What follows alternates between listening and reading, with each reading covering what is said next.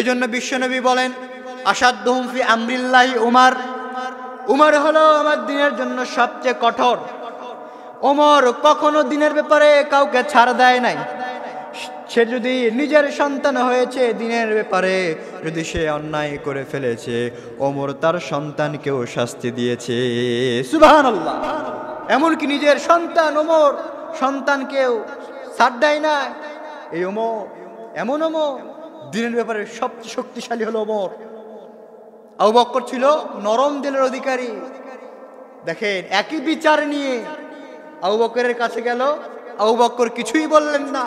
আর ওই বিচার নিয়ে যখন ওমরের কাছে গেলেন, ওমর আর ছেড়ে দিলেন না। এর মানে এখান থেকে বোঝা যায় ওমর দিনের ব্যাপারে খুব শক্ত। ওমরের কাছে দিন নিয়ে কোনো তামাশা ছেলে খেলা চলে না, কোনো চলে না। এই জন্য বিষ্ণু বললেন, এই ঘটনার পর বিষ্ণু বললেন, বলে দিলেন, আসাদ্দুহুম ফি আমরিল্লাহি উমর, আমার দিনের ব্যাপারে সবচেয়ে কঠোর হলো ওমর। এজন্য ওমরের কাছে দিন নিয়ে কেউ ছিনিমিনি খেলবে, ইসলাম নিয়ে কেউ কটু কথা বলবে, বিশ্বনবীর আইনকে অবজ্ঞা করবে, এমন স্পর্ধা যে দেখাবে, তার কল্লা থাকবে না। এই জন্য বিষ্ণু বলতেন, আমার পরে কোনো নবী নাই, আমার পরে কোনো নবী নাই, আমার পরে কোনো রসুল নাই, আমার পরে কোনো কেউ নবীও হবে না, রসুলও হবে না। নবুয়তের দরজা আমার পরে আল্লাহ রাব্বুল আলামিন বন্ধ করে দিয়েছে। আমার পরে কেউ নবী হওয়ার ক্ষমতা রাখে না, আমার পরে কেউ রসুল হওয়ার ক্ষমতা রাখে না। তবে আমি বিশ্বনবী বললাম, আমার পরে যদি কেউ নবী হতো, আমি বিশ্বনবী বললাম, আমার পরে যদি কেউ রসুল হতো, আমি বিশ্বনবী বলে দিলাম, সেই নবী হতো, সেই রসুলটা হতো ওমর। সুবহানাল্লাহ। ওমর হয়ে যেত। বিশ্বনবী বললেন, আমার পরে কোনো নবী নাই, আমার পরে কোনো রসুল নাই, তবে আমার পরে যদি কোনো নবী হতো, কোনো রসুল হতো, নিঃসন্দেহে আল্লাহ তাআলা ওমরকে বেছে নিতেন। পড়েন সুবহানাল্লাহ। ওমরকে বেছে নিতে। এই ওমর যেন তেন ওমর নয়। এই ওমরকে দেখে মুনাফিকরা ভয় করত, মুনাফিকরা জমের মতো ভয় করত। শুধু মুনাফিক নয়, এমনকি মদিনার বুকে যত কাফের ছিল, মুশরিক ছিল, যেখানে ওমর দাঁড়াতো তার আশেপাশে কাফের মুশরিকদের অন্তরে কম্পন সৃষ্টি হয়ে যেত। আওয়াজ করে বলেন সুবহানাল্লাহ। কম্পন সৃষ্টি হয়ে যেত। তাহলে মদিনার বুকে যত মুনাফিক ছিল, মুনাফিকরা ওমরে ফারুককে জমের মতো ভয় পেত। আবার যত কাফের ছিল, কাফেরেরা ওমরকে জমের মতো ভয় পেত, শয়তান ভয় পেত। বিষ্ণু বলেন, ওই আল্লাহর কসম, ওই আল্লাহর কসম, যে আল্লাহর কাছে আমার প্রাণ যেই সত্তার, তো ওই সত্তার কসম, আমি আল্লাহর নামে শপথ করে বলছি, ওমর তুমি যে রাস্তা দিয়ে যাও, ওই রাস্তা দিয়ে শয়তান তো দূরের কথা, ইবলিসও 40 দিন পর্যন্ত এই রাস্তা দিয়ে হাঁটে না। পারেন সুবহানাল্লাহ। 40 দিন হাঁটে না। ওমর তুমি এমন ওমর। আবার এই ওমরকে দেখে বিশ্বনবীর স্ত্রীরাও ভয় পেত। সুবহানাল্লাহ বলবেন না? এমনকি বিশ্বনবীর স্ত্রীরাও ভয় পেত। স্ত্রীরা একদিন ধরলে, ইয়া রাসূলুল্লাহ, ইয়া হাবিবাল্লাহ, আমাদেরকে দামি পোশাক দেন, আমাদেরকে এটা দেন, ওটা দেন। আবার একজন স্ত্রী বললেন, ইয়া রাসূলুল্লাহ, আপনি যেদিন আমাদের কাছে থাকেন সেদিন কোনো হাদিয়া আসে না কেন? যেদিন আপনি আয়েশার ঘরে থাকেন সেদিন হাদিয়ার কোনো অভাব থাকে না, সেই দিন হাদিয়ার কোনো অভাব থাকে না। আবার যেদিন আমাদের ঘরে থাকেন সেই দিন কোনো হাদিয়া পান না কেন? আপনি আগামীকাল সবার মাঝে ঘোষণা দেবেন, সবাইকে বলে দেবেন, খবরদার খবরদার, আমি বিশ্বনবী যেই ঘরে থাকবো সবার ঘরে ঘরে সমান সমান হাদিয়া দেবেন। বিশ্বনবী বললেন, না না না, এই কাজ আমি করতে পারবো না। কারণ কে কোন দিন কেমন হাদিয়া দেবে, এটা কি হুজুরের কাজ নাকি? হুজুরকে বলতে পারবে নাকি? মুসল্লি সাহেবরা, আমি যখন অন্য ঘরে থাকবো, আমার স্ত্রীর ঘরে যখন থাকবো, এই হাদিয়া দেবেন, সমান সমান হাদিয়া দিবেন, এই কথা তো হুজুর বলতে পারে না। এই জন্য বিশ্বনবী বললেন, খবরদার খবরদার, আমি বলতে পারবো না, আমি কাউকে বলতে পারবো না। প্রয়োজন পড়লে তোমরা আমার কাছে থাকো, না হলে আমাকে তালাক দিয়ে চলে যাও। বিশ্বনবীর স্ত্রীরা ধরে, ইয়া রাসূলুল্লাহ, ইয়া হাবিবাল্লাহ, অন্যান্য স্ত্রীদেরকে যেমন করে আদর করেন আমাদেরকে তেমন করে আদর করবেন। এরকম করে যখন বিশ্বনবীকে ধরতো, বিশ্বনবী বলতেন, আমি তোমাদেরকে দামি দামি পোশাক দিতে পারবো না, দামি দামি খাট দিতে পারবো না, অলংকার দিতে পারবো না, আসবাবপত্র দিতে পারবো না। এর কারণে তোমরা যদি আমাকে ছেড়ে যাও, চলে যাও, কোনো সমস্যা নাই। তোমরা চলে গেলে এর থেকে তোমাদের থেকেও সতীসাধী নারী আমার জন্য আল্লাহ ব্যবস্থা করে দিবে। সুবহানাল্লাহ।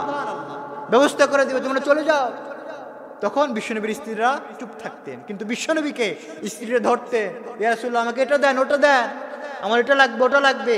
বিশ্বনবী বলতেন না, আমি হাঁটতাম না, আমি পারবো না, আমি পারবো না, প্রয়োজনে থাকো, নাহলে আমাকে তালাক দিয়ে চলে যাও।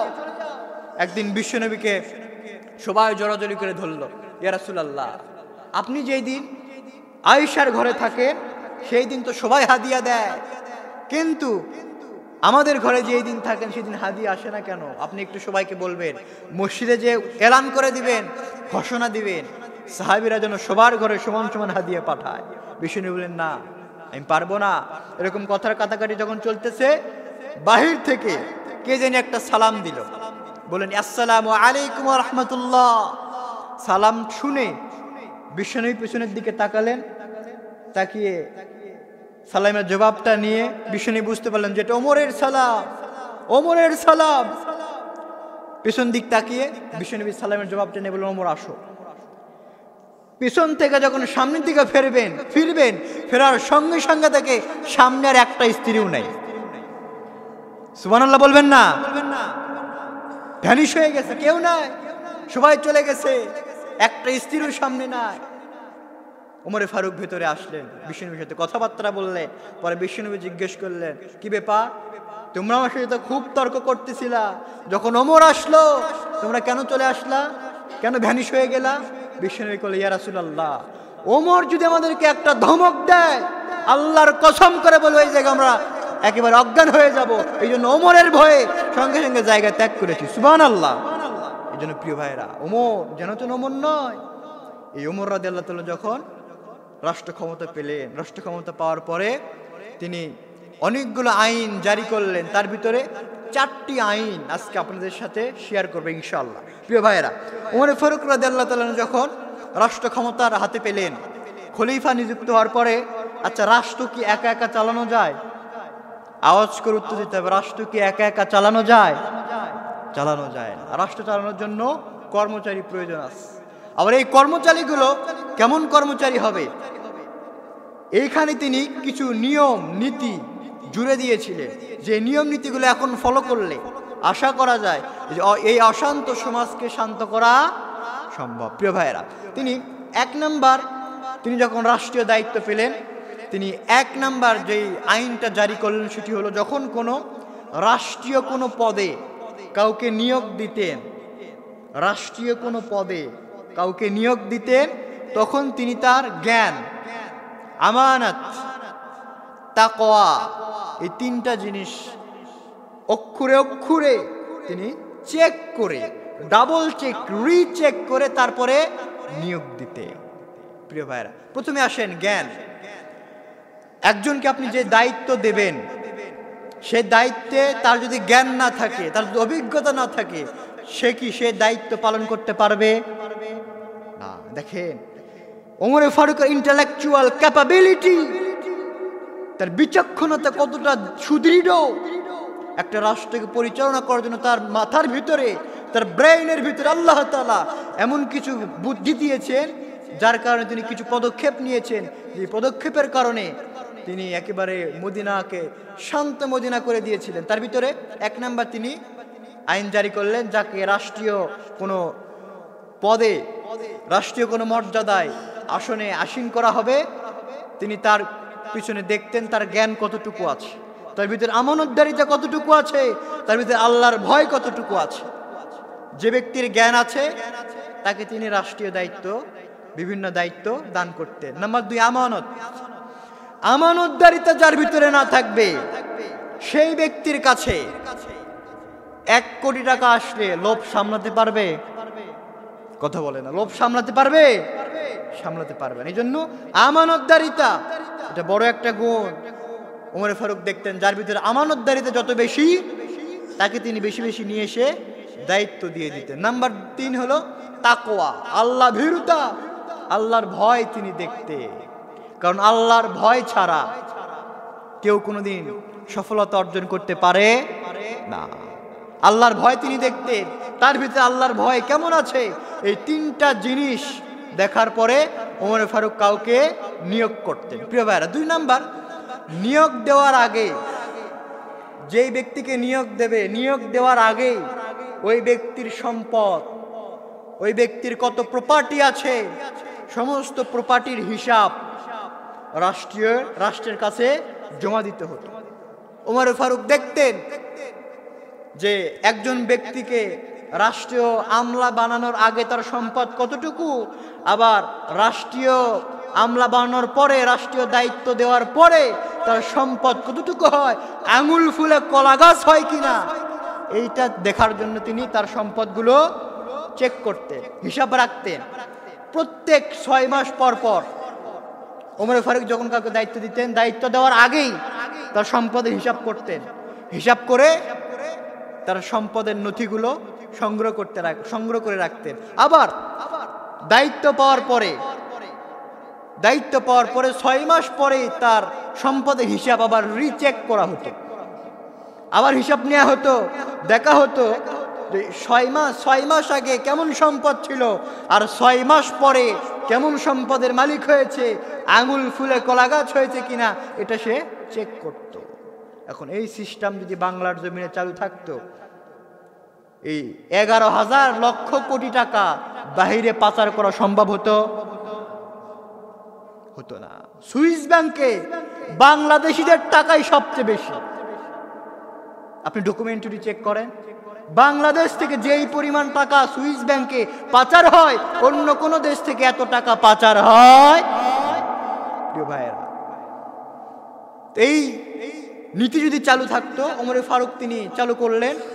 দায়িত্ব দেওয়ার আগেই তার সম্পদের হিসাব দিতে হবে, আবার দায়িত্ব গ্রহণ করার 6 মাস পরে তার হিসাবগুলোকে আবার রিচেক করা হতো যে তার সম্পদ কতটুকু। আমি তো মনে করি এই রীতি যদি চালু করা হতো, বাংলার জমিনে কেউ টাকার পাহাড় করে সুইস ব্যাংকে বেগম পাড়ায় বাড়ি বানাতে পারতো না। কথা বলেন ঠিক কিনা? বাড়ি বানাতে পারতো না। আজকে এই আইনটা আমাদের বড় দরকার প্রিয় ভাইরা। তাহলে 2 নাম্বার গেল। 3 নাম্বার, তিনি যে নিয়মটি চালু করেছিলেন সেটি হলো তিনি শপথ বাক্য পাঠ করাতেন।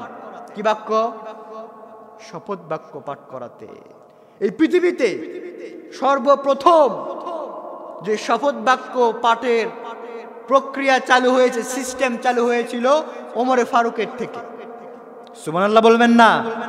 এখন প্রত্যেকটা দেশে দেশে শপথ করানো হয়, কিন্তু এই শপথের সর্বপ্রথম সূচনা ছিল ওমরে ফারুকের থেকে। ওমরে ফারুক তার রাষ্ট্রীয় দায়িত্ব দেওয়ার সময় লোকদেরকে শপথ করাতেন। তার শপথের ভিতরে 4টি বিষয়ে শপথ করাতেন। 1 নাম্বার, তিনি শপথ করাতেন যাদেরকে রাষ্ট্রীয় দায়িত্ব দিতেন, 1 নাম্বার শপথ করাতেন, খবরদার তোমরা শপথ করো যে কোনোদিন উৎকৃষ্ট মানের তুর্কি উটে আমরা আরোহণ করব না। সুবহানাল্লাহ বলবেন না? তৎকালীন সময়ে উৎকৃষ্ট তুর্কি ঘোড়া মানে তৎকালীন সময়ে সর্বোচ্চ দামি, সবচেয়ে দামি উট, দামি ঘোড়া ছিল তুর্কি ঘোড়া, তুর্কি উট। ওমরে ফারুক বললেন, খবরদার, লোকজন যে বাহন ব্যবহার করে তুমিও সেই বাহন ব্যবহার করবা। খবরদার, দামি কোনো উট, দামি কোনো বাহন ব্যবহার করা যাবে। আপনি সরকারের আমলা, আপনাকে রাষ্ট্রীয় কাজ করার জন্য করে সচিবালয় থেকে আপনাকে গাড়ি দেওয়া হয়েছে, সবাই ব্যবহার করে এক্স করল্লা, সবাই ব্যবহার করে, সবার জন্য বরাদ্দ এক্স করল্লা। আপনি কেন BMW নিয়ে রাষ্ট্রীয় কাজ করতে হবে আমাকে বুঝান।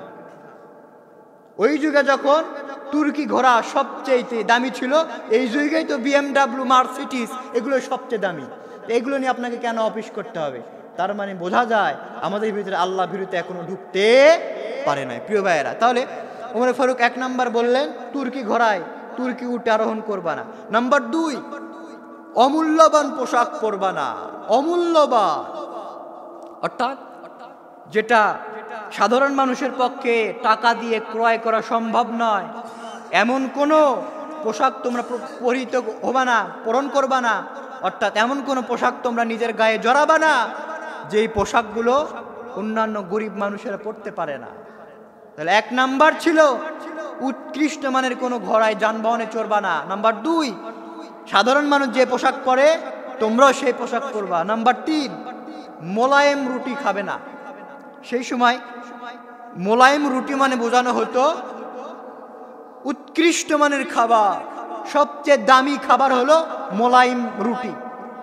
এই মোলায়েম রুটি মানে ভালো, একেবারে উৎকৃষ্ট মানের খাবার তোমরা গ্রহণ করবে না, কারণ তোমার যে এলাকা আছে এই এলাকায় তো মানুষ অনেকে আছে না খেতে পেয়ে শক্ত রুটি খায়, সুতরাং তুমিও শক্ত রুটি খাও। সাধারণ মানুষ যেমন জিনিস খায়, যেমন খাবার গ্রহণ করে, তুমিও ঠিক তেমন খাবার গ্রহণ করো। তুমি রাষ্ট্রীয় দায়িত্ব পাওয়ার পরে তুমি ভালো ভালো খাবার খাওয়া, প্রত্যেক সন্ধ্যায় গোশত মাছ খাওয়া। আর তোমার রাজ্যের লোকেরা, তোমার অনুগতের লোকেরা তারা খাবার না পেয়ে শক্ত রুটি খাবে, এর নাম ইসলাম হতে পারে না। প্রিয় ভাইরা, তাহলে 3 নাম্বার বললেন মোলায়েম রুটি খাবে না। নাম্বার 4, কখনো ঘরের দরজায় দারোয়ান রাখবে না। কখনো ঘরের দরজায় দারোয়ান রাখবে না। আমাদের দেশে দেখবেন একটু এমপি মন্ত্রী হইলে তার বাড়ির আশেপাশে যাওয়া যায় না, বাড়ির কর্নারে কর্নারে পুলিশ থাকে, ডিবি থাকে, গোয়েন্দা থাকে। কেন এত সিকিউরিটি কেন লাগবে? যে ব্যক্তি আল্লাহর উপরে ভরসা করবে তার সিকিউরিটির দায়িত্ব নিবেন কে? এই জন্য প্রিয় ভাইয়েরা, ওমর ফারুক এই 4টি বিষয়ে শপথ করাতে,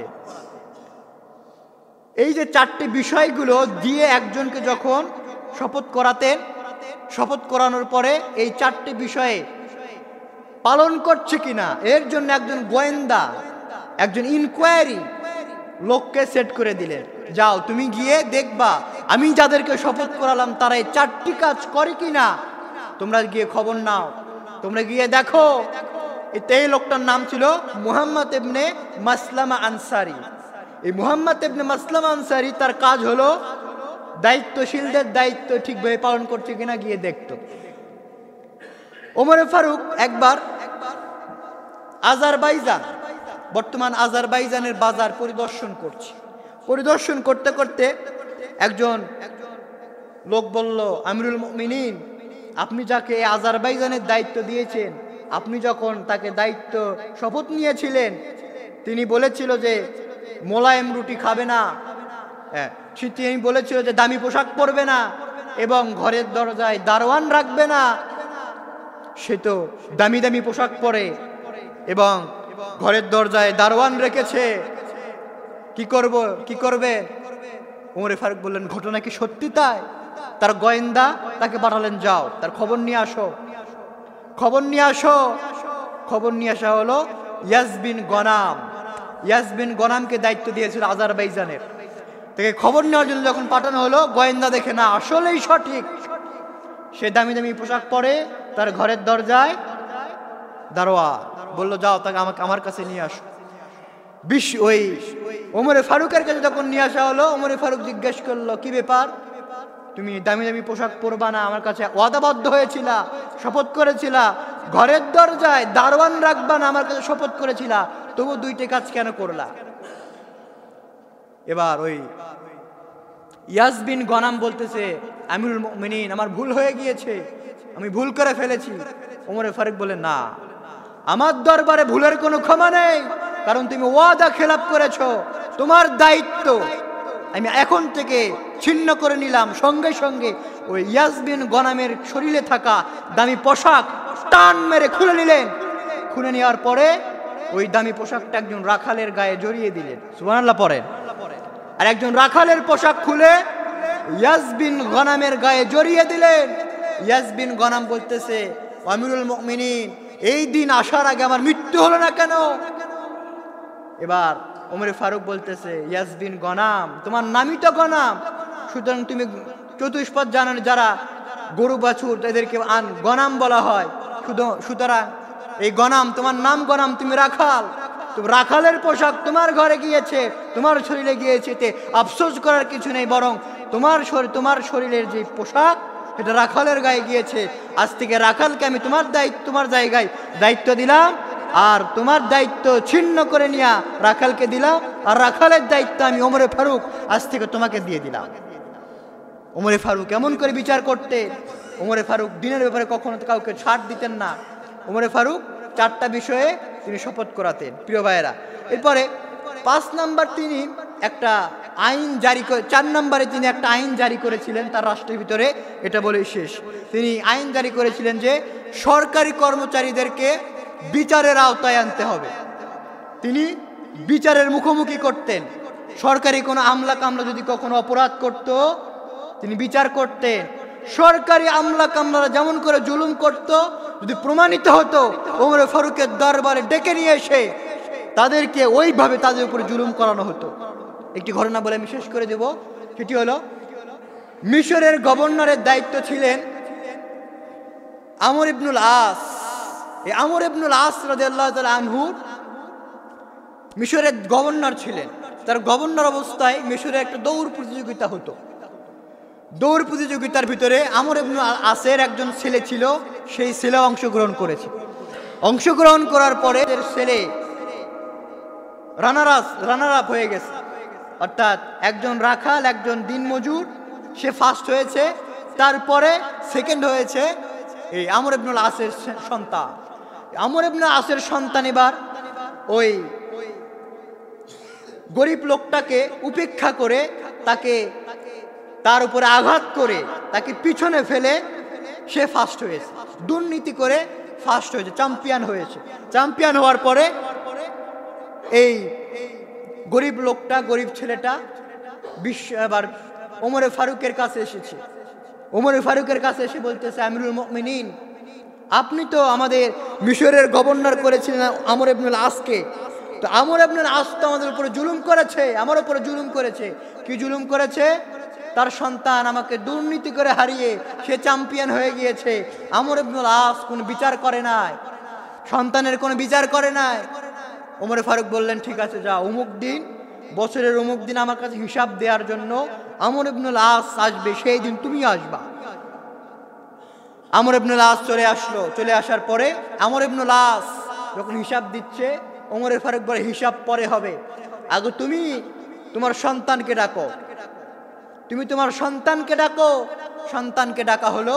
ডাকার পরে সন্তানকে আবার ওমর ফারুক রাদিয়াল্লাহু তাআলা তিনি বলছেন, ওমর ইবনুল আস, তুমি নাকি গভর্নরের ছেলে, গভর্নরের ছেলে হয়ে তুমি একজন রাখালের ছেলের সাথে দুর্নীতি করেছো, তার উপরে জুলুম করেছো।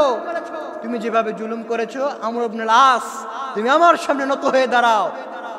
মাথাটা নিচের দিকে করে দাঁড়িয়ে আছে, টাক মাথা, মাথায় চুল নাই।